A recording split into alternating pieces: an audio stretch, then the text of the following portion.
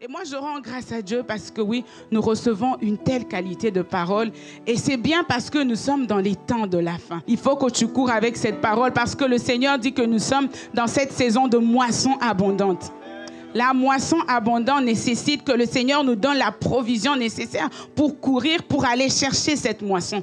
Dans cet ordre d'idées, le Seigneur a inspiré à son serviteur ce message où il nous parlait des 8 décisions que toi et moi devrions prendre si nous désirons être continuellement escortés par le ciel. Je vois que tu te dis, j'ai besoin de ce genre d'escorte. Je veux ce genre d'escorte-là. Je veux être continuellement escorté par le ciel. Et parmi ces décisions-là, il y avait cette décision de résoudre dans son cœur, de décider dans son cœur, de s'engager dans le salut des âmes et l'affermissement de ces âmes-là. Cet affermissement-là, cette moisson abondante va se faire à travers les églises de maison. C'est ça que nous appelons les familles d'impact. Acte 5 et le verset 42. Et chaque jour, dans le temple et dans les maisons, il ne cessait d'enseigner et d'annoncer la bonne nouvelle de Jésus-Christ. Donc dimanche, nous sommes dans le temple et dans les maisons. Les familles d'impact, les églises des maisons, les cellules existaient déjà. Le Saint-Esprit a fonctionné, a opéré avec ça. Acte 3, 41 à 46. Ceux qui acceptaient sa parole furent baptisés. Et en ce jour-là, le nombre des disciples augmenta d'environ 3000 âmes. Ils étaient chaque jour, tous ensemble, assidus au temple. Ils rompaient le pain dans les maisons et prenaient leur nourriture avec joie et simplicité de cœur. Le Saint-Esprit ajoutait à chaque fois ceux qui avaient cru. Il y avait une croissance exponentielle. Mais bien aimé, ça se faisait dans les cellules de maison. Et les cellules des maisons sont même les structures que le Seigneur va utiliser même dans notre époque aujourd'hui pour lutter ou pour contourner les persécutions. Dans cette résolution-là, d'affermir les âmes, de les gagner, de les affermir, il y a la nécessité de comprendre pourquoi Christ nous a sauvés. Le but même de notre rédemption. Le but de notre rédemption, c'est servir Dieu. Dieu t'a sauvé pour le servir. Et ce matin, moi, je vais m'attarder sur quelques récompenses. Je vais te parler de récompenses pour te motiver à prendre cette décision-là. Le titre de mon message, c'est plus jamais fugitif. Une des 8 décisions qui vont faire en sorte que le Seigneur puisse t'escorter constamment.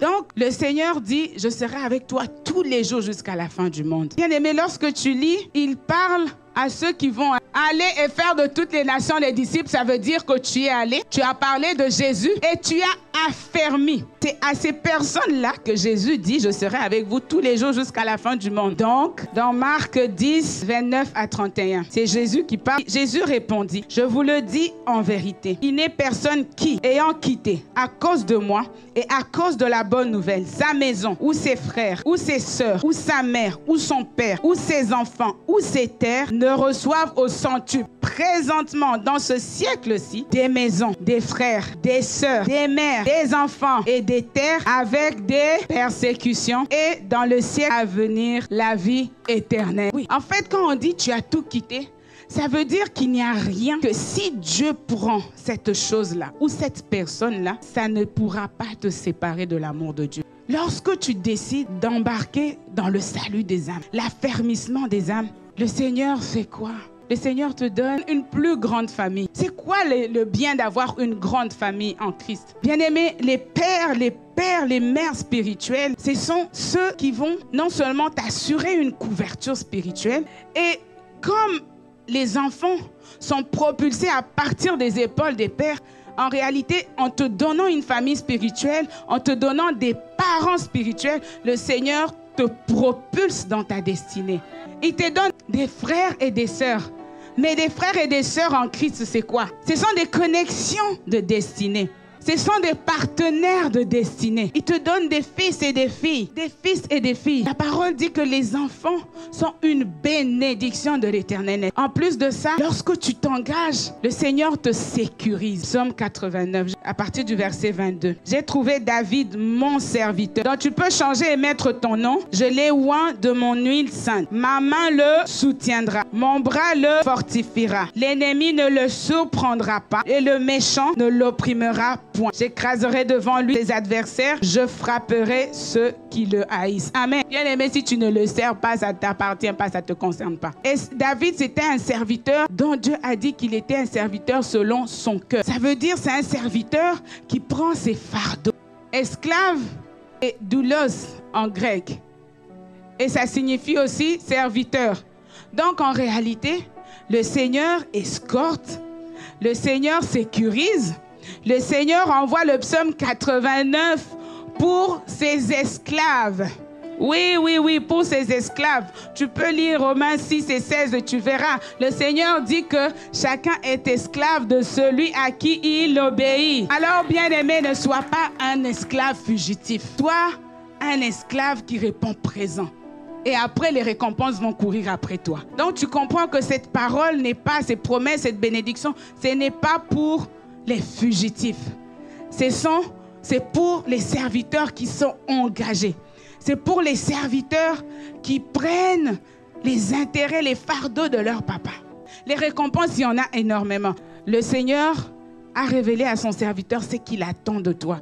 Une fois que tu l'as reçu, une fois que toi aussi tu as été affermi, il attend de toi que tu puisses témoigner de lui. Témoigner de lui, c'est le servir. Et donc, il y a des bénéfices à ça. Et parmi ces bénéfices, c'est que lorsque tu sers le Seigneur, tu bénéficies du fait que la peur qui te paralysait là, elle est vaincue. Oui, à travers juste le simple fait de témoigner de Christ, la peur qui te paralysait, la peur des critiques, la peur du qu'en dira-t-on. Mais lorsque tu t'engages pour le Seigneur, en fait, tu as déjà renoncé à tout. Donc cette peur-là te quitte et ta destinée ne sera plus paralysée. Amen. Lorsque tu le sers aussi, tu expérimentes la puissance de Dieu. Lorsque tu prends les fardeaux de Dieu, bien-aimé, ton assurance augmente. Ton assurance augmente et ta joie aussi augmente. La joie du travail bien fait. S'il te plaît, ouvre ta porte, ouvre ton cœur, reçois les gens chez toi. Même si ce n'est pas toi qui vas exhorter, mais permets quand même que les gens se retrouvent chez toi. Alors, est-ce qu'ici, il y a une personne qui prend conscience que véritablement, c'est une affaire de tous? La croissance de l'Église, c'est une affaire de tous. La moisson abondante, c'est une affaire de tous. Qui ne veut pas servir le Seigneur pour les récompenses, mais qui se dit, ça ne va pas se faire sans moi. Je comprends aujourd'hui que j'ai quelque chose à donner.